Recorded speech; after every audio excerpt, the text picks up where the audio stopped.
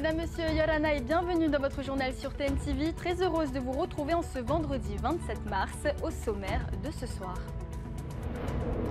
Des images qui choquent et circulent massivement sur Internet. En plein centre de Faa, hier, une rixe a opposé deux groupes provoquant provisoirement l'arrêt de la circulation.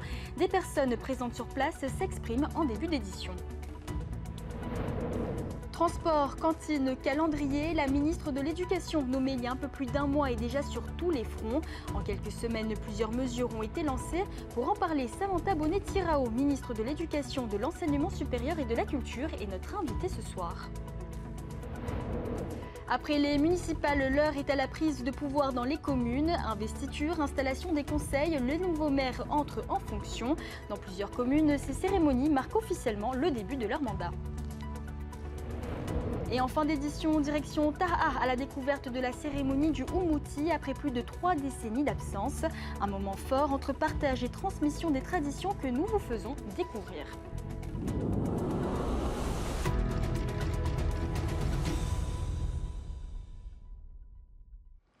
Vous les avez vus sans doute passer sur les réseaux sociaux. Depuis hier, des images de rixes à Faa font le tour de la toile. La bagarre impliquant des dizaines de personnes s'est déroulée dans le centre de Faa au vu de tous. Les forces de l'ordre sont intervenues et le calme est revenu dans le quartier. Retour sur les faits avec Katena Milkam et Rarahuma Achong.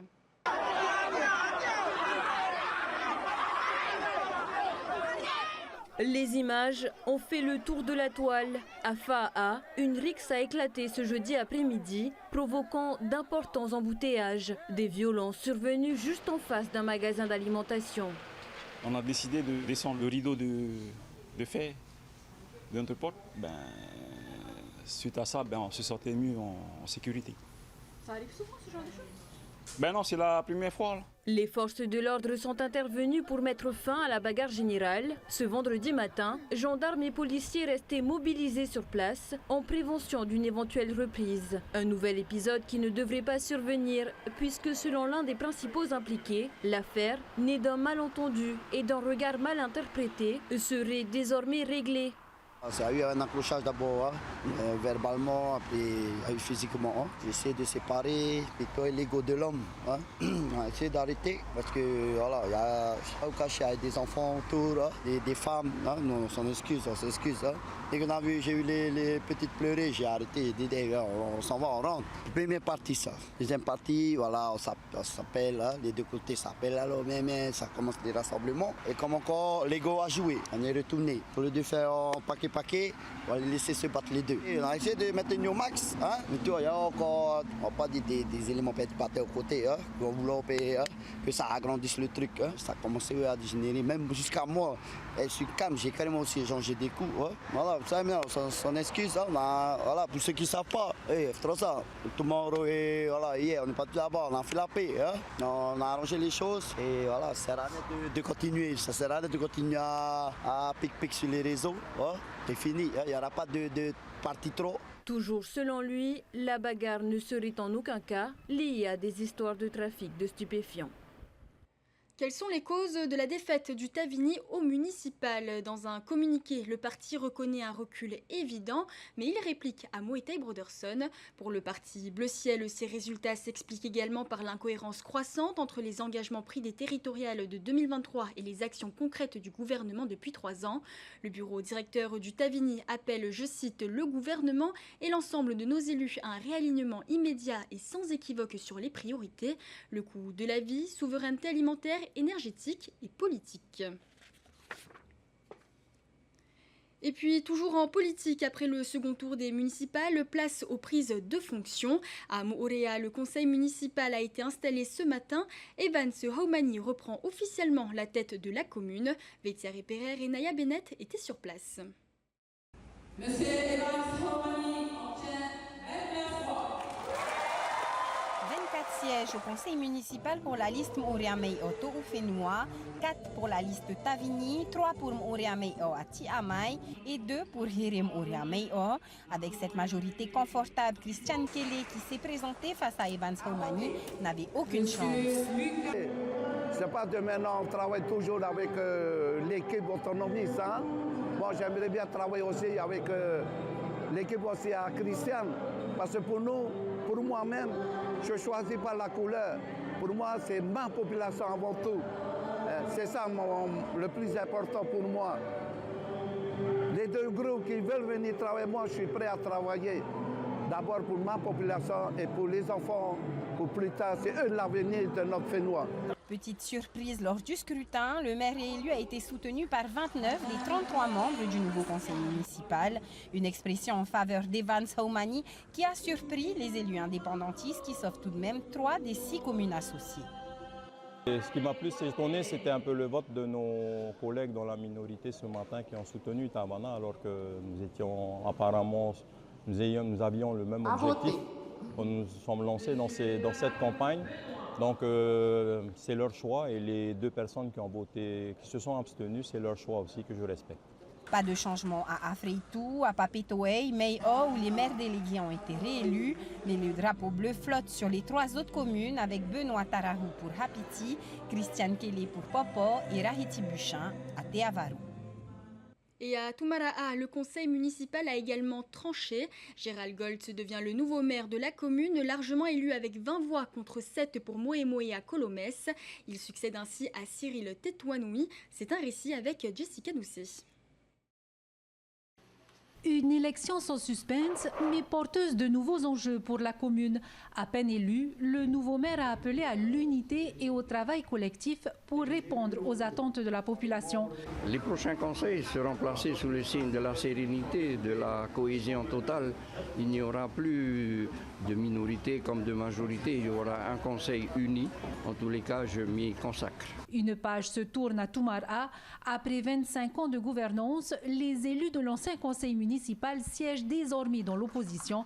Une opposition qui se veut toutefois constructive, tournée vers l'intérêt général. Un gros pincement au cœur, on pense à notre Tabana. Nous sommes de la minorité, nous allons faire ce qu'il faut pour servir la population. Bon courage à la nouvelle équipe et ainsi un message à notre ancien maire et son équipe. Merci beaucoup du travail qu'ils ont fait et aujourd'hui on verra bien de la nouvelle équipe qu'est-ce qu'il va donner pour la population. Lors de cette séance d'investiture, les 27 élus ont également procédé à la mise en place de l'exécutif communal. 8 adjoints au maire et 4 maires délégués. Une nouvelle équipe désormais en ordre de marche. C'est une grande responsabilité. Mais je remercie ma population, surtout la jeunesse qui a eu confiance en moi. Et puis, je suis là à travailler pour nous, pour vous. Le prochain rendez-vous est fixé au 2 avril, date du premier conseil municipal de la mandature. À peine plus d'un mois après sa prise de fonction, la ministre de l'Éducation s'est attaquée à plusieurs dossiers urgents. À Montréal, le transport scolaire a été relancé pour répondre à une situation en difficulté depuis plusieurs mois. Autre chantier sensible, le calendrier scolaire vivement contesté. Et parmi les mesures concrètes, la gratuité de la cantine avec 2 établissements désormais concernés. Des décisions prises que la ministre pourra ajuster dans les prochains mois. Elle est avec nous ce soir sur ce plateau pour en parler. Samantha Bonetti, Tirarao Yorana. Alors on vient de le voir. Donc vous avez récemment publié le calendrier triennal avec un peu de changement pour 2026-2027, mais des évolutions sont donc envisagées.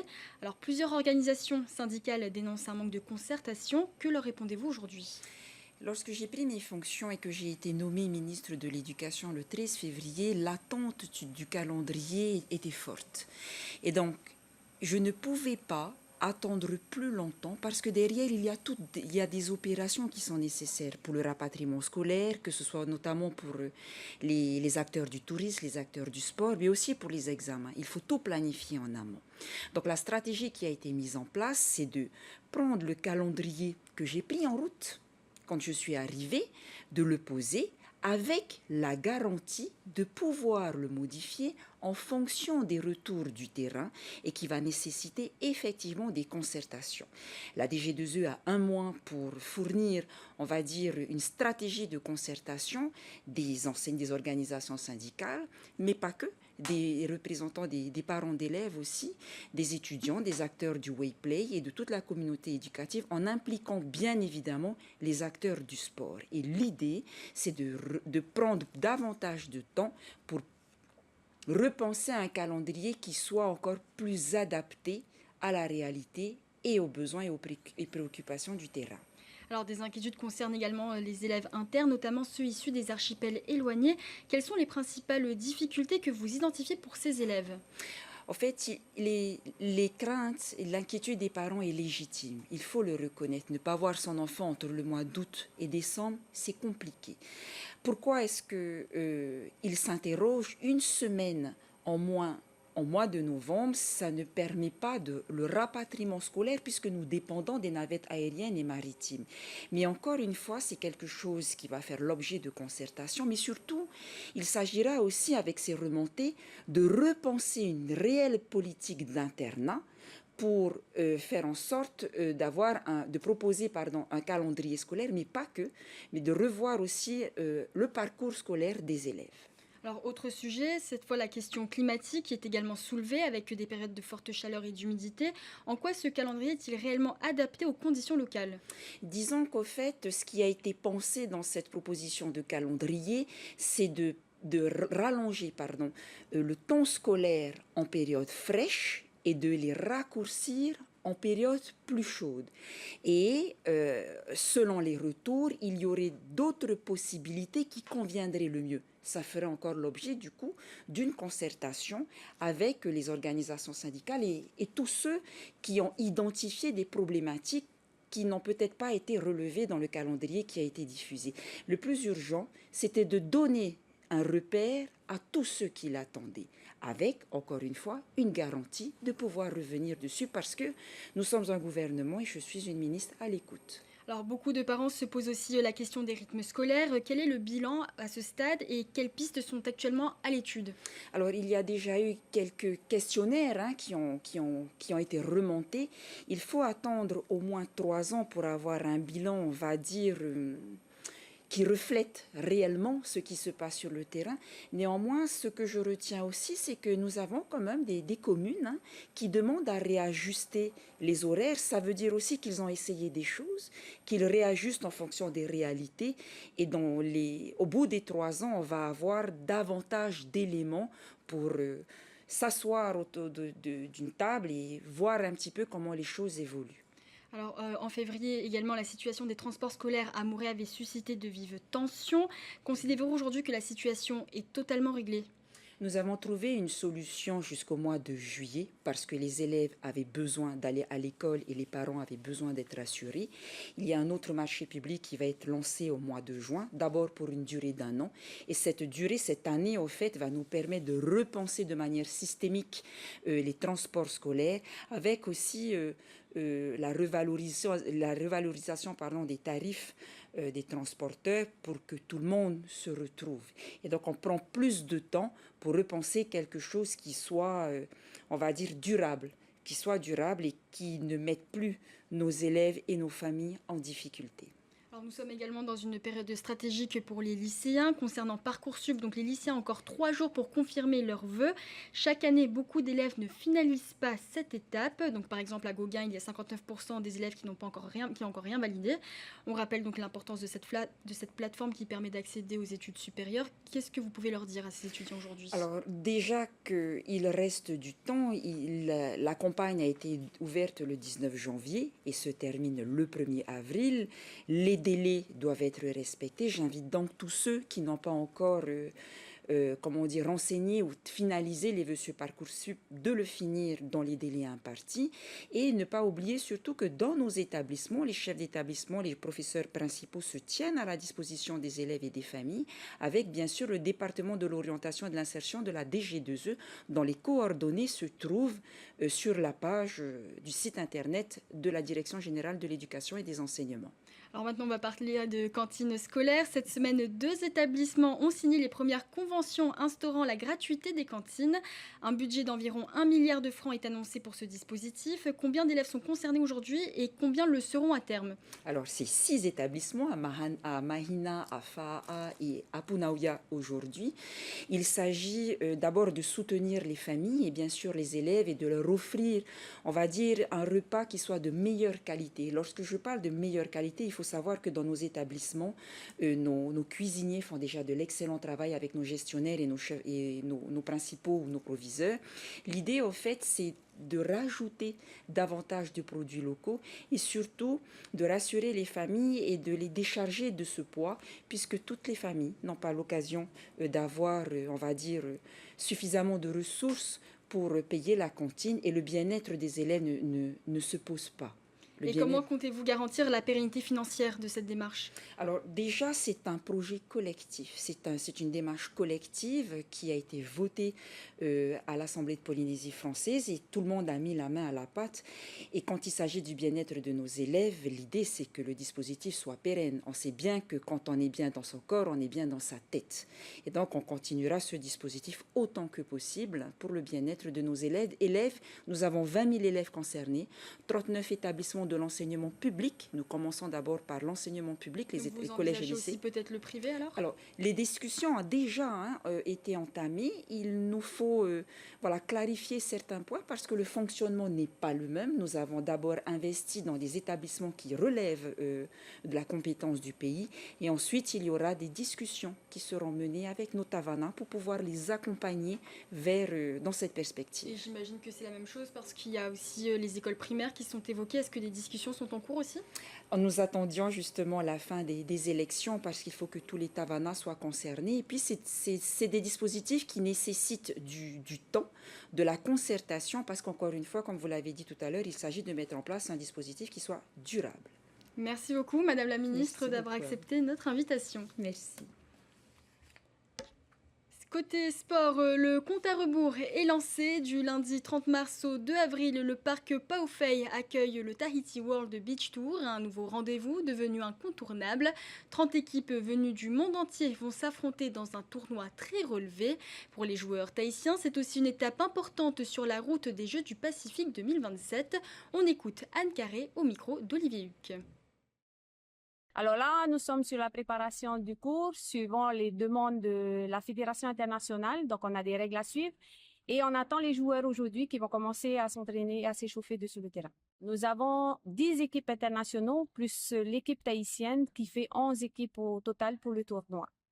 Et les internationaux arrivent en masse, donc du coup, on aura en gros 30 équipes pour le tournoi. Le tournoi, il est gratuit. Les gens, vous pouvez venir quand vous voulez. Du lundi au mardi, nous jouons toute la journée sur 2 terrains et le mercredi sur 1 terrain. Les finales, ça sera jeudi sur le court principal où il n'y aura que les finales. Et puis, escale à Taha avec un retour très attendu, celui de la cérémonie du Umuti, absente depuis plus de 30 ans. Un événement qui a réuni de nombreux habitants autour des traditions. Entre partage et transmission, une journée à part que nous font vivre Punua Toti et Hinatea Mari. Revenir à ses racines et transmettre un savoir-faire, c'est l'objectif de cette journée. La cérémonie du Umuti a démarré dès 6 h du matin, avec la sortie des patates de Oti. Sur les étals, 50 kilos de patates, soigneusement sélectionnées par les anciens de l'île. Il suffit de l'observer, les gestes sont précis, presque orchestrés.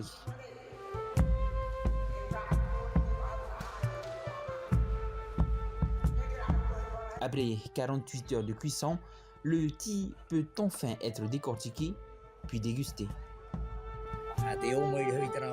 On entend dire que dans un avenir proche, on sera confronté à des difficultés diverses d'approvisionnement de marchandises alimentaires par voie maritime. Or, nous avons du sucre grâce aux racines de thé. Cela faisait plus de 30 ans que la cérémonie du Umuti n'avait pas été organisée à Taha. Les habitants des 8 districts se sont déplacés spécialement pour cette journée. Un moment rare, attendu par toute une population. Auti, c'est donc cette plante ornementale que voici. Et ce sont ses racines que l'on utilise. Et pour arriver aux racines, ce n'est pas facile. D'abord, il faut trouver les tiges et ensuite, il faut creuser. Et comme on peut le voir derrière moi, la racine de tige peut se trouver à 1 mètre ou 2 mètres de profondeur. Et c'est cela la difficulté. Il faut creuser à 1 mètre, voire 2 mètres, pour extraire les racines.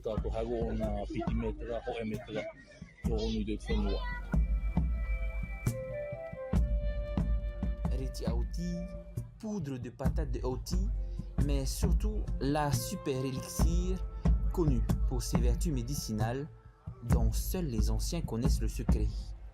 Autant de préparations que les 300 personnes présentes ont découvert pendant ces 7 heures de cérémonie.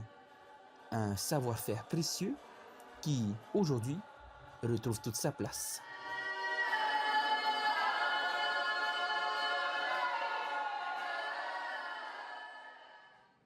Et on clôt ce journal avec ces images. Cet après-midi, la communauté du surf s'est réunie aux 3 pontons à Punaouia pour saluer la mémoire de Tom Kostira et Tiaitau, de jeunes surfeurs passionnés emportés brutalement le week-end passé dans un accident de la route au Pic Rouge.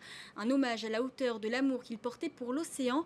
Sur l'eau, le silence a remplacé le bruit des vagues. C'est ainsi. Merci de votre fidélité. Retrouvez tout de suite après votre émission Ta'atatoumou, suivi d'un nouveau numéro de débrief concernant la jeunesse et l'AIS. Et un peu plus tard en soirée, retrouvez Danse avec les stars. Je vous souhaite une très belle soirée sur TNTV et vous retrouve demain soir dès 18h30. Retrouvez ce journal en replay sur notre site internet et notre application mobile TNTV.